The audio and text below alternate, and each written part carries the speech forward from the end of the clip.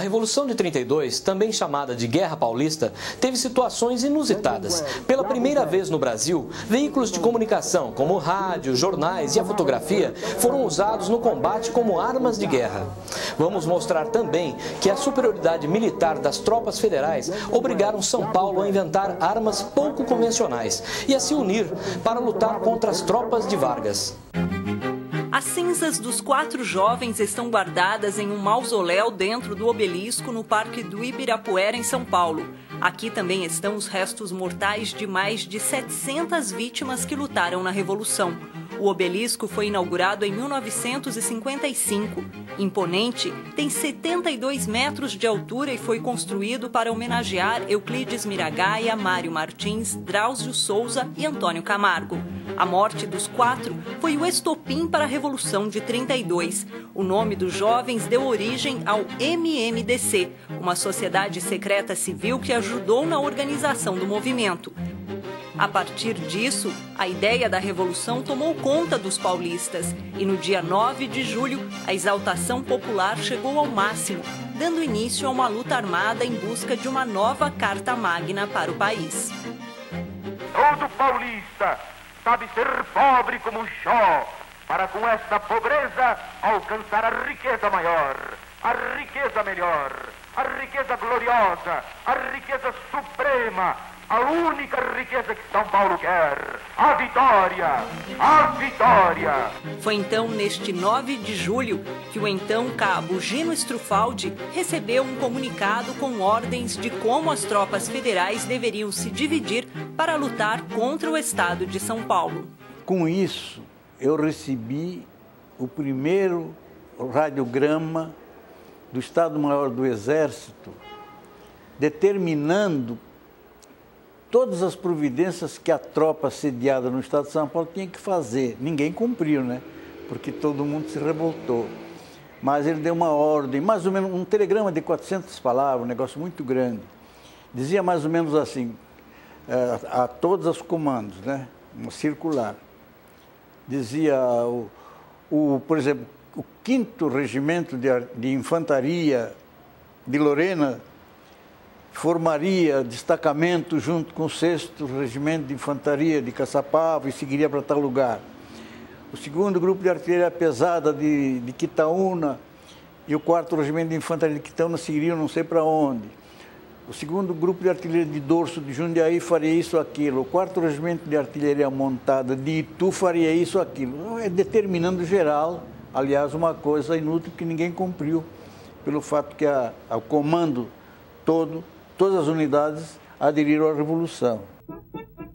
Rapidamente, a população do estado de São Paulo aderiu à Revolução, um movimento que envolveu a todos, desde as elites até a classe operária, além da efetiva participação das mulheres.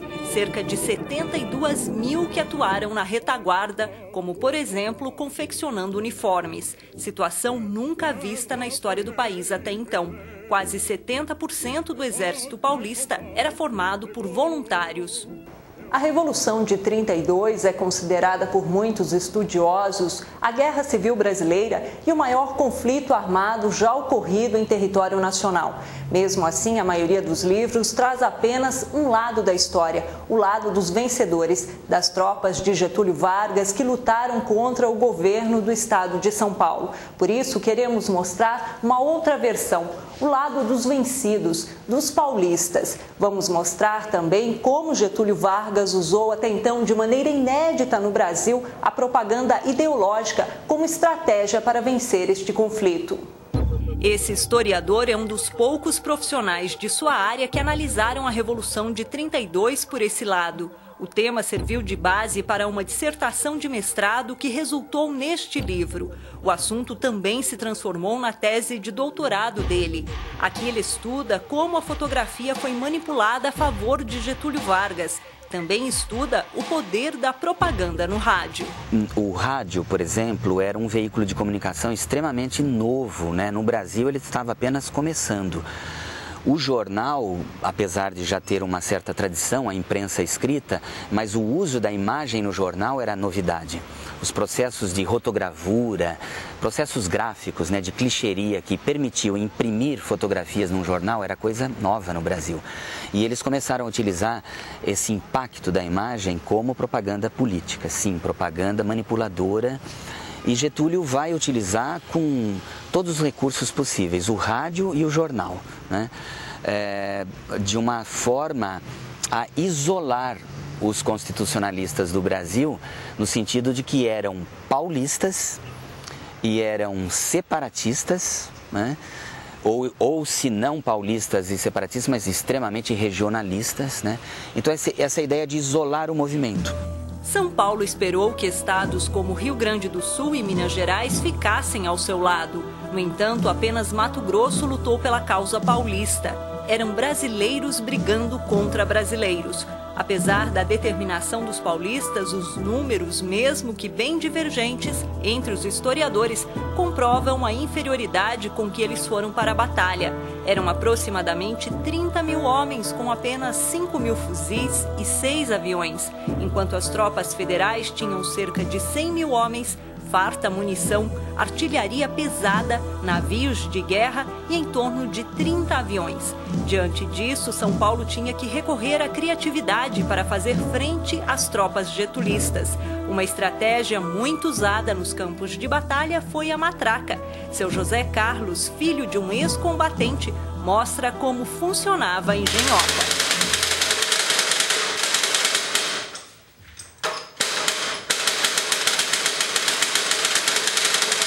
Chegou-se a um ponto, né, em que São Paulo, defendendo as suas fronteiras, já não tinha mais munição, né?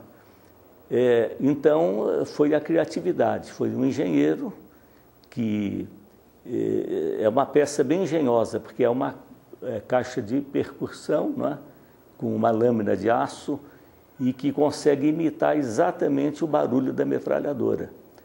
Então, com essas matracas, as forças contra São Paulo não procuravam invadir, né, as nossas divisas, porque ao barulho de inúmeras matracas eles imaginaram que eram inúmeras metralhadoras, né? E durante 20 dias, quase um mês, São Paulo deteve esse avanço, né? Uma matraca usada pelos paulistas e outros objetos originais de 32 estão cuidadosamente guardados no Museu Maria Soldado, localizado em São Paulo. O local foi montado por seu José Carlos. Aqui estão as fotos e peças da coleção particular dele e outras que pertencem ao MMDC, sociedade formada por veteranos alguns anos depois que a Revolução acabou. Roupas, capacetes e armas usadas pelos soldados paulistas mantêm presente lembranças da dura realidade vivida nas trincheiras. O museu recebeu este nome em homenagem a Maria José Barroso, que trabalhava como cozinheira e foi uma das poucas mulheres que lutaram no campo de batalha.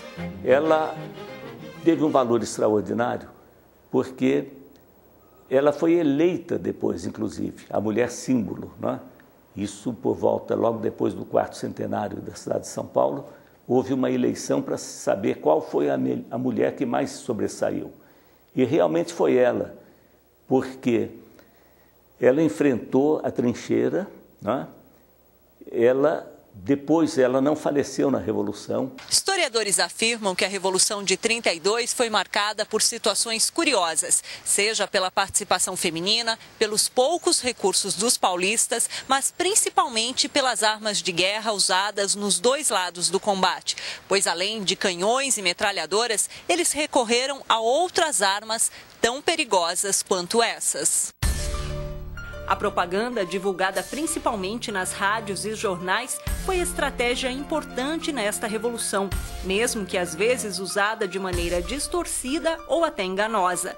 Do lado paulista, muitos jornais só traziam as notícias que eram favoráveis ao estado de São Paulo. As informações eram sempre positivas e não relatavam as dificuldades e as situações precárias enfrentadas pelos combatentes. Além disso, pela primeira vez a aviação foi usada em uma guerra civil brasileira.